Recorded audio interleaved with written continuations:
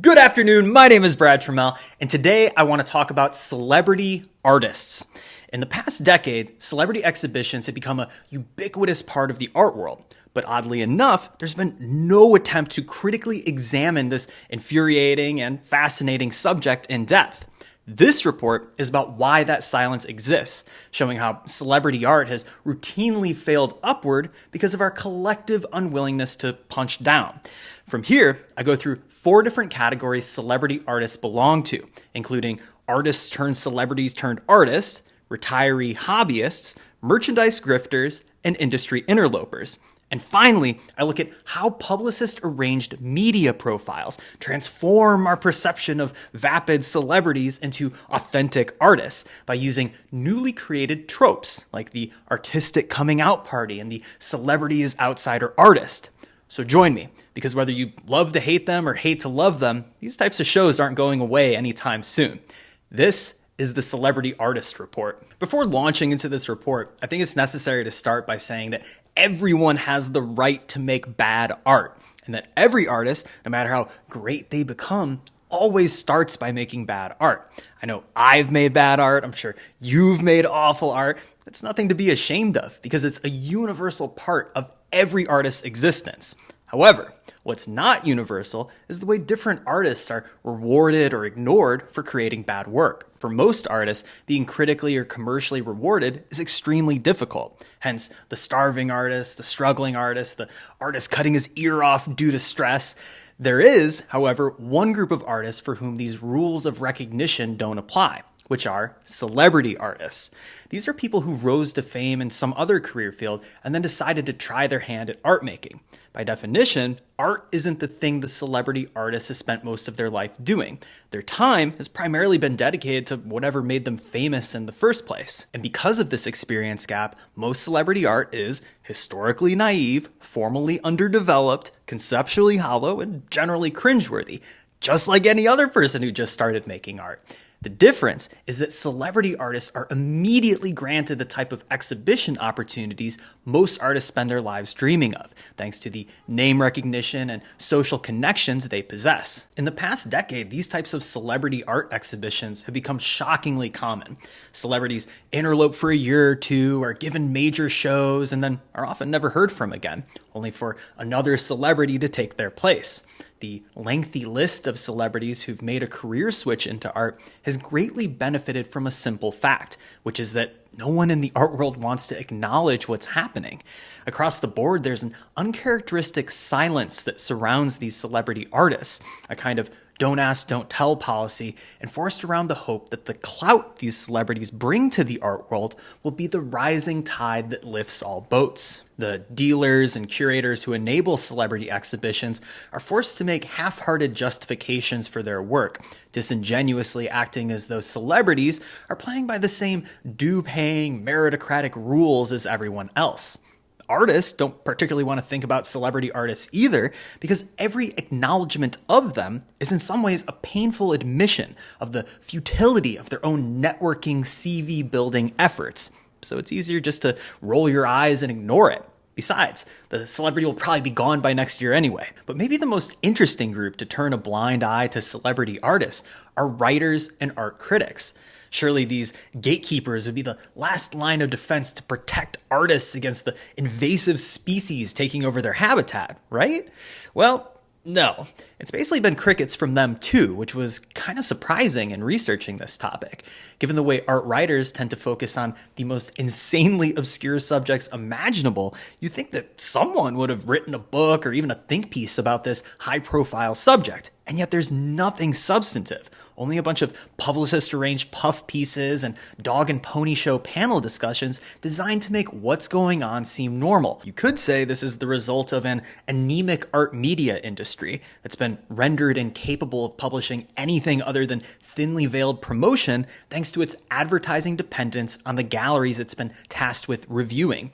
The old art media doesn't write bad reviews these days, which is true, but I think there's another motivation at play, which is that for some of the best writers, the idea of covering celebrity artists is an unserious pursuit, that any acknowledgement of this work's existence is in some ways a capitulation to it, that you're playing into the media spectacle celebrity art is so cynically designed to create. This is compounded by the fact that most everyone in the art world already agrees this work sucks, making the denunciation of celebrity art passé and leaving the only highbrow contrarian position on the subject to be an ironic supporter of it.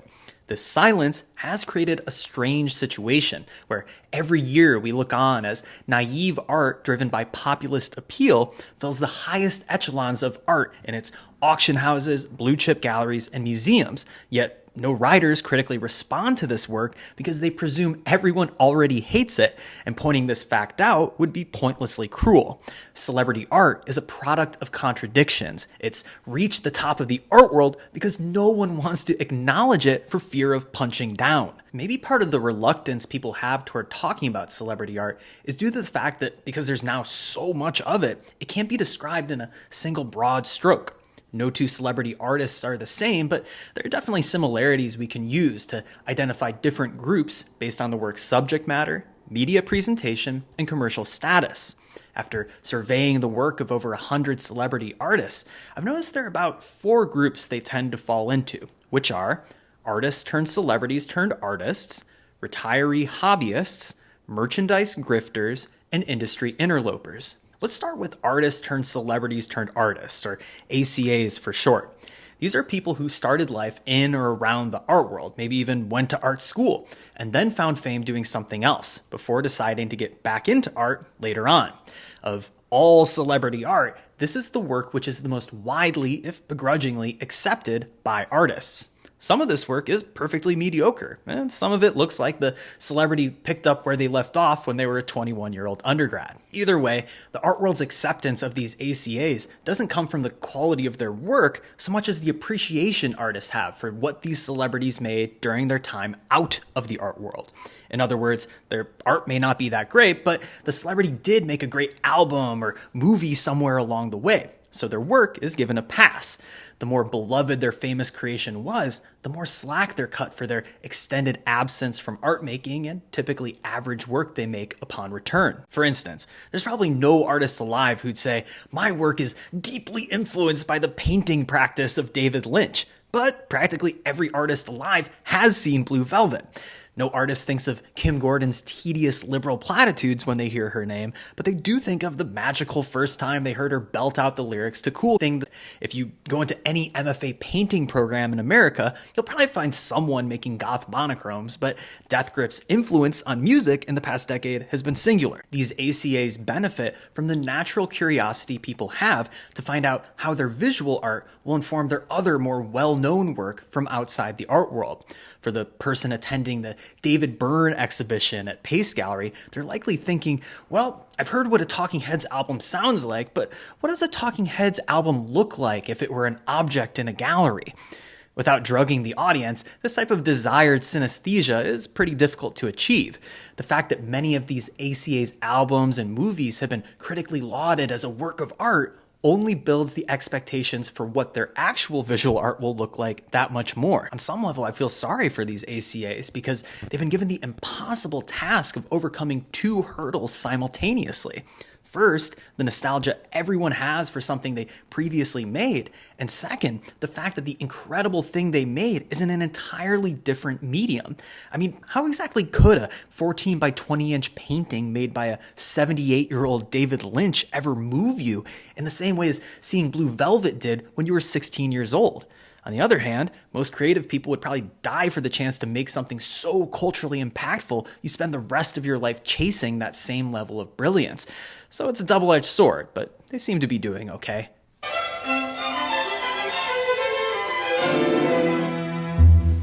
The next group of sympathetic celebrity artists are retiree hobbyists. These are celebrities who've taken to art making in old age after a lifetime of being famous. This is work which is typically bad, but I can't help but feel like that's part of its charm. What's endearing about these retiree hobbyists is the fact that they're simply enjoying life through a hobby that brings them happiness. Their work looks like a byproduct of their childhood memories of art making and maybe a trip or two to the museum in adulthood, but that's okay because they don't pretend to have an artistic purpose any larger than their own recreational pleasure. There's really no desire among these retiree hobbyists to learn about their artistic peers or art history because there's no desire among them to compete within the commercial art market. The extent of their public exhibiting is typically limited to the websites their grandchildren set up for them using Dreamweaver in 2006 and have rarely been updated since.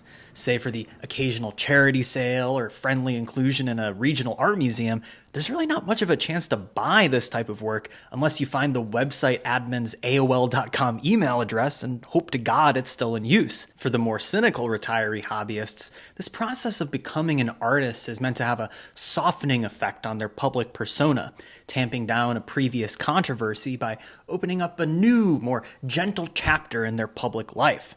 This warm depiction of retiree hobbyists is often carried out through portraits taken in natural light, which serves as a moral disinfectant and symbol of transparency. But aside from these few bad apples, most retiree hobbyists have a straightforward motive for showing their work, which is to let their fans know they're still alive, still active, and happier than ever.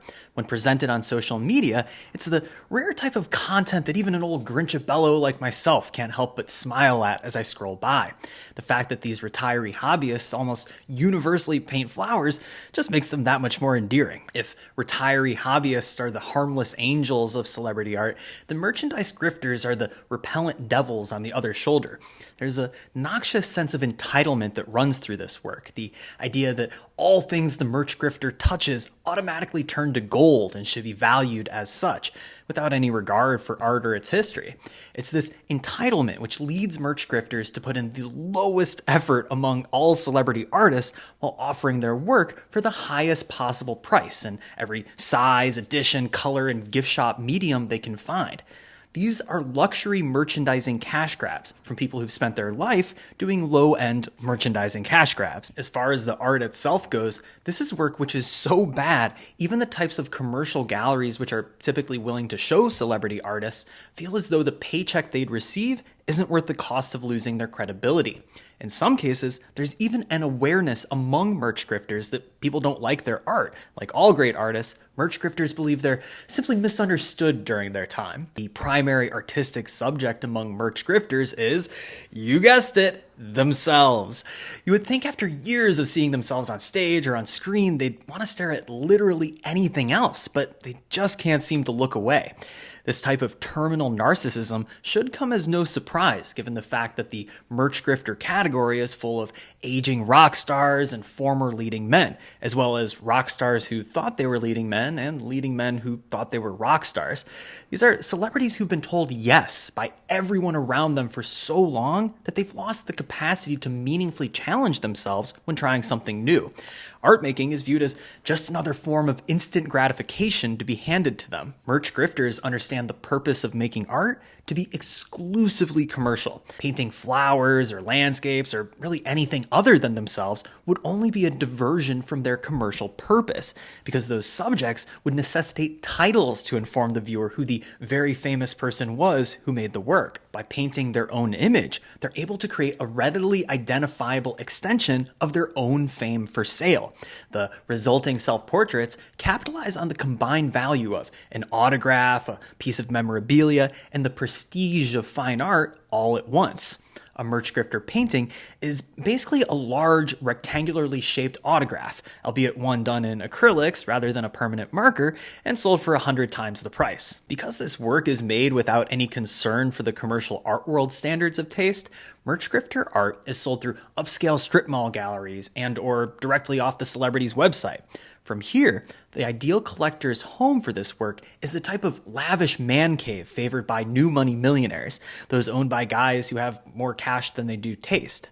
Man caves are one of the rare places in the home where men are given free rein to do otherwise queer-sounding things like interior decorate and look at art. In order to make up for this temporary lapse into femininity, men tend to select the most hyper-masculine images they can find. The posters of shirtless athletes, handsome movie stars, and sultry musicians they select are ironically used to ward off any gay ghosts they might encounter during their time alone in the basement.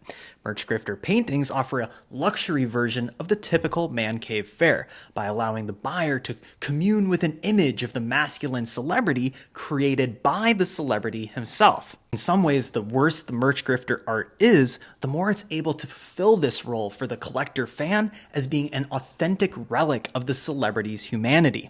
Every improperly shadowed feature, every needless coloration, every formal detour to nowhere is proof of the celebrity's imperfection, which serves as a relatable contrast to the otherwise perfect movies and albums they made during their time alive. Even when celebrities are trying the least, they can't help but be rewarded by the fans who love them the most. And it went up on the block at 30,000, and the gavel fell at $1.4 million. $1.4 million. There you have it. There's a subset of merch grifters worth mentioning here, which are celebrity NFT creators.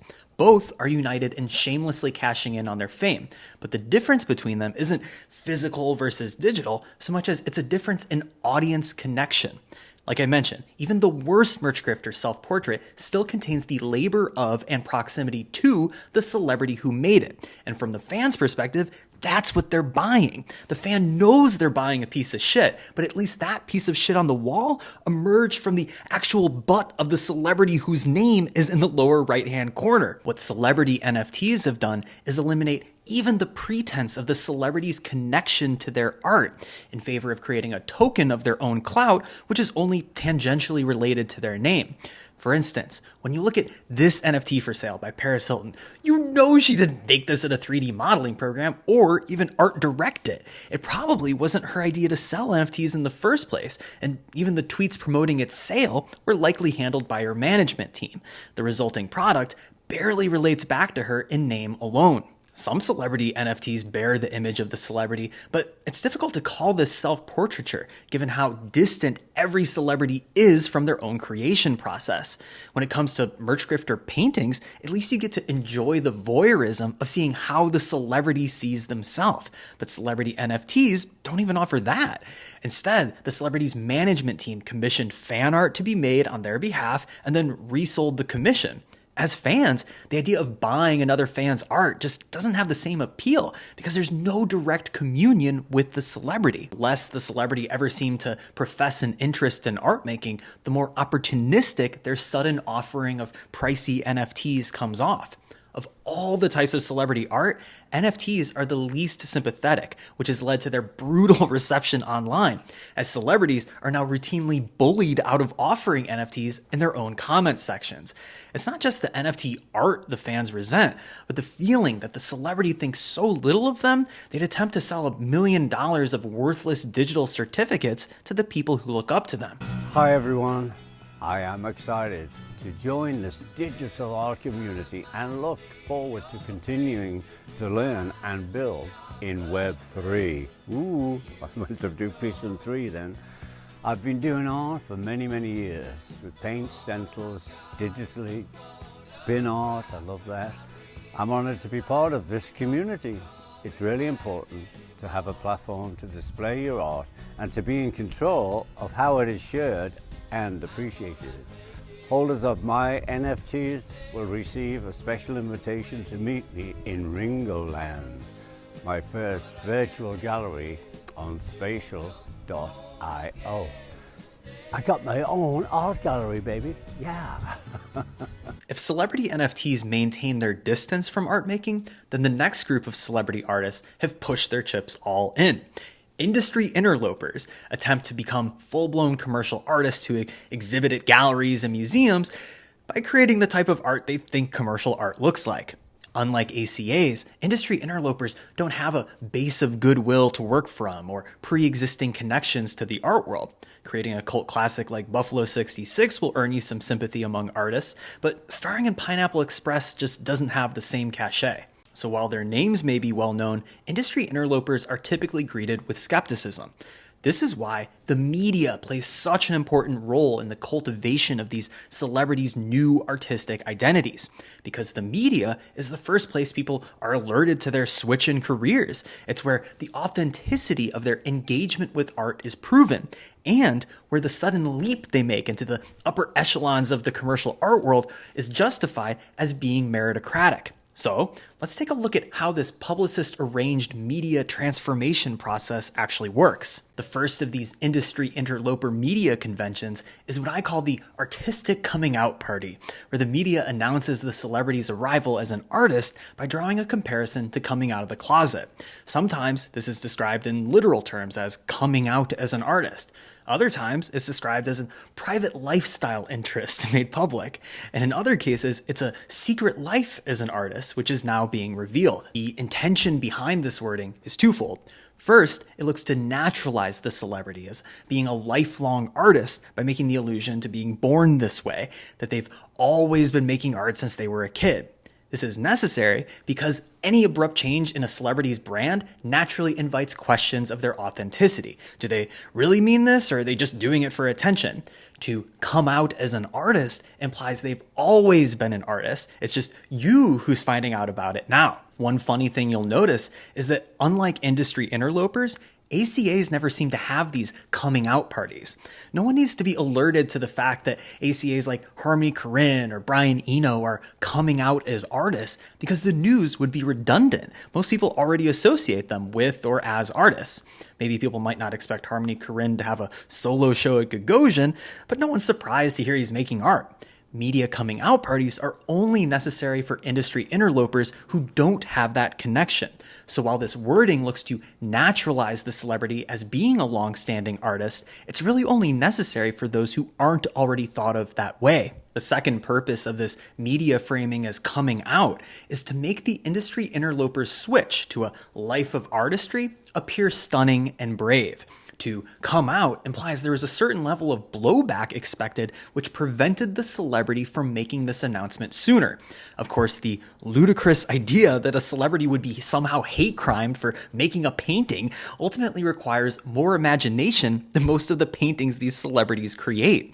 This description of being an artist as something that required being hidden is best understood as an accidental acknowledgement of the lowly status most celebrities think artists occupy. This prospect of humiliation is always lurking just below the surface of all celebrity art, that the celebrity is either using art to therapeutically recover from a recent humiliation, or that the act of becoming an artist is made to be a light humiliation in itself, as a knowingly cringe overshare of their imperfect yet relatable personal life.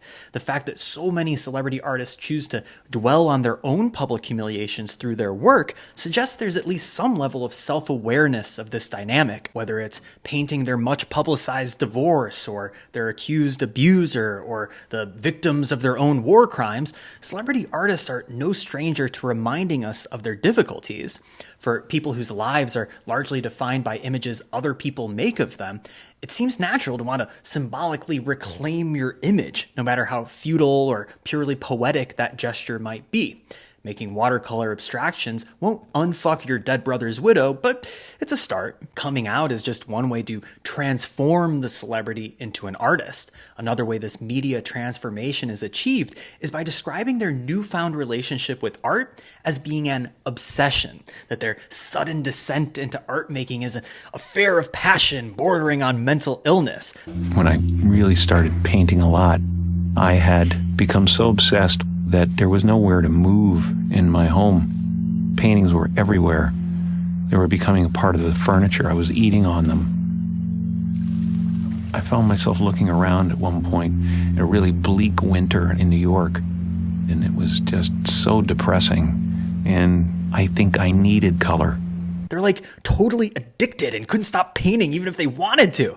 What's funny about this celebrity artist media framing is that it borrows heavily from tropes of outsider artists as being mentally ill geniuses, people whose status outside the art world affords them the ability to make work in ways which are untarnished by traditional expectations. Industry interlopers' pathological obsession with art making is really a shorthand for time and labor, a way of saying that although they haven't been making art for very long, they've made a lifetime's worth of work in a short span of time to catch up with their peers who've been around longer than them. This trope of frenzied productivity is meant to combat criticisms that they didn't earn their place in the highest levels of the art world on their first try. The celeb doth hustle too much, methinks. This media emphasis on obsessive work is also necessary because it's the only way industry interlopers can communicate their art's value, given the fact that they aren't fluent in the native language of art speak used in the industry. While the art world tends to establish value through lengthy paragraphs about art's connection to theory and history, industry interlopers are left to establish value by saying, my work is very good because I worked very hard on it. Celebrities have to be genius outsiders because they don't know how to speak in tongues about liminal spatiality at the intersection of embodied notions of difference like the rest of us. This outsider framing is quite the irony because, as everyone knows, the only reason industry interlopers exist is because of their status as cultural insiders, that they belong to the elite social circles of museum curators and wealthy collectors who enable their exhibitions. This contradictory dynamic cuts to the core of artists' frustrations with industry interlopers. We're asked to excuse the artistic naivety of these celebrities because they're hapless outsiders, while being forced to accept the unearned visibility of their work because they're cunning insiders. It's an arrangement which always allows the celebrity artist to have their cake and eat it too. It's here that we arrive at another contradiction of the celebrity artist, which is that their media transformation into an authentically new self must always rely on the recognition of who they were before. I had far too much respect for art to try to put myself into that world just because people knew of me as an actor. I didn't like that. It didn't sit well with me. For celebrity artists, their identity is an inescapable part of their existence, making every work they create a de facto self-portrait, whether they're literally depicting themselves or not. This is because we're already intimately aware of celebrities through their enormous backlog of previous media appearances. We look at celebrity art to confirm what we already know about them rather than viewing their art to find out who they truly are. This is why all these publicist efforts to transform industry interlopers come off as insincere. Because if any of them truly wanted to escape their previous life and become something new, they could always work anonymously. You see, it's not just the audience who's unwilling to move past the celebrity's identity to see their work on its own. It's the celebrities themselves who are unwilling to leave the benefits of their name recognition behind. For all these symbolic acts of self-renunciation, I suspect it's these celebrities who are the most obsessed with expanding their fame. Because if they were to transform into anonymity, they would risk becoming just another struggling artist. And, well, who would want that? Given the image-transforming benefits of becoming an artist, I think it's worth asking, what exactly does the commercial art world get in return for welcoming these people in its galleries and museums? Don't all these media sideshows risk making art appear to be more of a joke than it already does?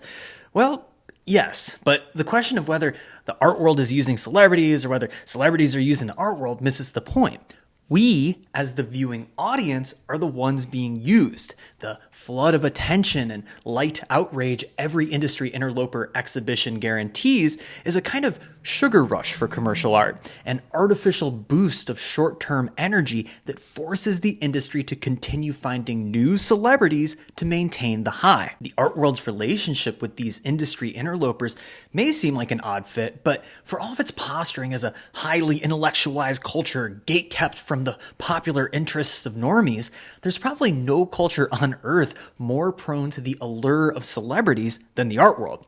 This is because the art world maintains a tenuous conception of its own grandiosity, where it's both the bleeding edge of culture, the greatest and most avant-garde form of visual communication in existence, while also playing second fiddle to practically everything else. Art produces aesthetics, but it's never put into widespread use in the way graphic design is.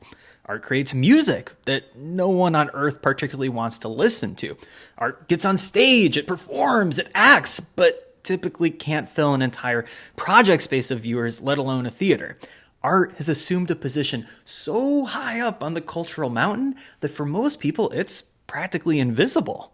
Granting industry interlopers major exhibitions offers the art world a chance to reconcile its perception of itself with the proper amount of media attention it believes it deserves. That finally, art can be both the best thing and the popular thing at once. The shallow but wide media attention generated from these exhibitions can be thought of as a contained crisis, which is to say that these are media blow-ups with no real stakes, no cancellations, and limited politicization. This type of crisis is about as much as a museum can hope for at this point, and that it offers the maximum degree of ticket sale generating attention without devolving into something museum representatives have to formally apologize for or resign over. And it's not just exhibition spaces.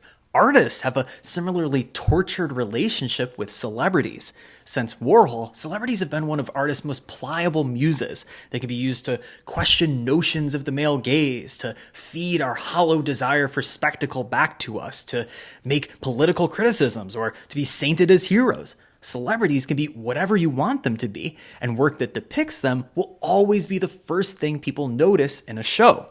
Much like the curators who bring celebrity artists' work into galleries and museums, artists constantly bring images of celebrities into their work as a recognizable entry point for viewers to take an interest in their practice. Artist statements may tell you this is all done from a healthy critical distance, that the artist is merely an impartial observer using the celebrity's image as a statement on some larger issue.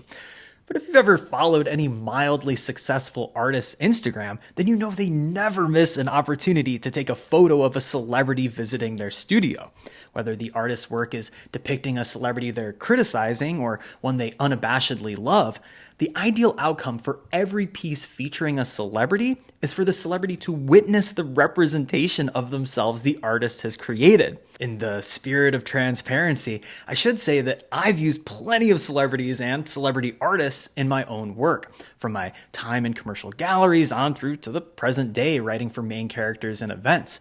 My ongoing interest in them extends from all the stuff I've mentioned so far, but also from something a little more embarrassing, which is that I hold out what's probably an irrational belief that one day there could be a celebrity artist who's actually really good. I don't rule out the possibility of celebrity artists being good just because they're rich and famous, for the simple reason that everyone wants to be rich and famous. They're just the ones the dream came true for. I mean, think about it. Celebrities have an enormous amount of creative freedom. No celebrity artist needs to sell their work or be co-signed by a blue chip gallery to garner visibility. Someone like Grimes could rent out a warehouse in Chelsea and people would line up around the block to see and buy her work. When you combine this with the fact that celebrities can dedicate practically unlimited resources to the fabrication of their work, then it's not hard to imagine the possibility of a celebrity artist making some pretty wild shit. But as we've seen, the reality of the situation is much more mundane than that. Instead of being unrestricted by the budgetary or aesthetic ties that bind most artists, celebrity artists tend to naively abide by the formal codes they imagine will ingratiate them into the art world they so badly want to be accepted by. Everything about celebrity artists is an effort to blend in, to naturalize their transformation into the art world as yet another boring participant, rather than embracing the way they stick out like a sore thumb. Maybe someday this won't be the case. Maybe someday a brave celebrity will care more about making art than receiving attention for temporarily becoming an artist. But until then, I'm not going to hold my breath. What you do in life chooses you. You can choose not to do it. You can choose to try to do something safer. Your vocation chooses you.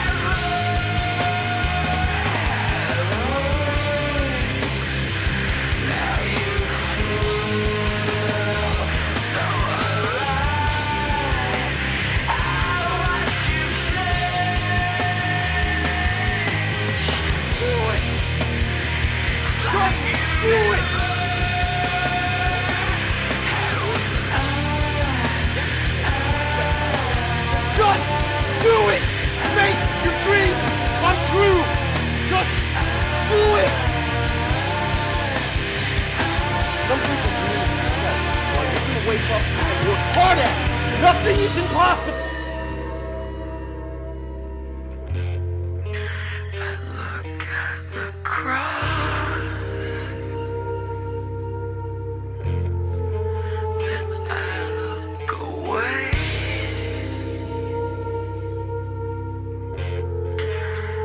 Give you the gun, blow me away.